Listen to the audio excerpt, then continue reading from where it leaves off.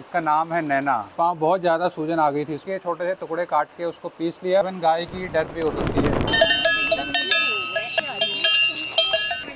जो लंपी जो रोग है गायों में जो आजकल ज़्यादा फैल रहा है, वो लंपी रोग इसको हो गया था। शरीर में छोटे छोटे दाने उभर आते हैं, लगभग इस साइज़ के शरीर में छोटे छोटे दाने उभरने लगते हैं और वो दाने पूरे शरीर में फैल जाते हैं। हम आज आपको ये दिखाना चाहते हैं कि हमने कैसे उस चीज़ को कंट्रोल किया है, वो भी घरेलू जो हमारी आयुर्वेदिक दवाइयाँ हैं सिर्फ उनका उपयोग करके। कोई भी इसमें एलोपैथिक दवाइयों का हमने इस्तेमाल नहीं किया। और अब स्थिति यह है कि इसके दाने लगभग सूख चुके हैं और अब कहीं कहीं पर हल्के से उसके निशान रह गए बस।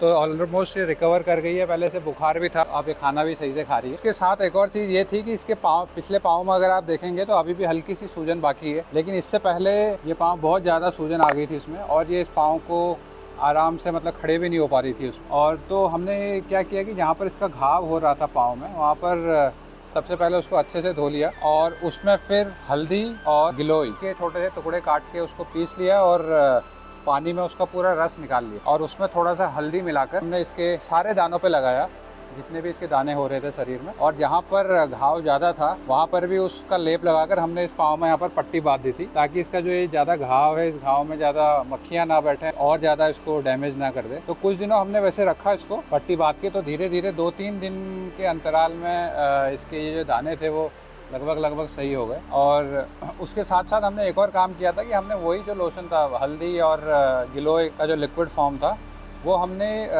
2 बार इस बच्चा को पिलाया भी है। लगभग एक बार में लगभग 100 मिलीलीटर के आसपास बच्चा को पिला दिया था शाम को। और उससे क्या हुआ कि गिलोय की वजह से बुखार जल्दी उतर गया। और हल्दी, जैसे आप जानते हैं कि हल्दी में सारे एंटीबैक्टीरियल गुण पाए जाते हैं, तो उससे इसको रिकवर होने में काफ़ी मदद मिली है। तो अभी अब आपको ये दिखाना चाह रहे हैं कि जो इसके जो दाने थे वो लगभग अब ठीक हो रहे हैं, लेकिन जब कोई भी घाव ठीक होता है तो वो काला पड़ जाता है। काला पड़ने के बाद उसमें एक हार्ड सरफेस पैदा हो जाता है और वो हार्ड सरफेस कई बार जब उखड़ता है तो जो अंदर की जो नरम त्वचा है वो दिखने लग जाती है, जिसमें फिर से जो मक्खियाँ हैं वो उसको उसमें बैठकर उसको डैमेज कर सकती हैं और बच्चे को परेशान कर सकते हैं। तो उसके लिए आज हम क्या कर रहे हैं, उसके लिए हम सिर्फ एक काम करेंगे, बहुत छोटा सा। अगेन इसमें हल्दी का ही प्रयोग है। इसमें बस हमने एक हल्दी का एक घोल बना लिया है, हल्दी और थोड़ा सा पानी डाल दिया है और इसको बस उन घावों पे दोबारा से हम लगा देंगे जिन जिन घावों पे वो जो ब्लैक सरफेस थी वो निकल गई है वापस, ताकि उसमें मक्खियाँ ना बैठें और वो जल्दी ठीक हो जाए। तो हल्दी जो है वो हील भी करती है, तो चोटों पे लगाई जा सकती है। जैसे कि आपको यहाँ दिखाते हैं, ये देखिए। तो यहाँ पर जैसे कि आप देखेंगे, इसका यहाँ पर एक घाव था, पहले दाना था, तो दाना जब काला पड़ा, जैसे यहाँ पर एक काला पड़ी है, ये काला पड़ने के बाद जो इसके जो हार्ड सरफेस पैदा हो जाती है ये उखड़ जाती है, तो ये कुछ ऐसा दिखाई देता है। तो इसमें हम ये जो हल्दी का जो लेप हमने बनाया हुआ है वो इसमें लगा देते हैं। इसमें दोस्तों ये चीज़ ज़रूर ध्यान रखना कि इसमें किसी भी तरीके से नमक या ऐसा कोई ज्वलनशील पदार्थ इस लिक्विड में ना आ पाए।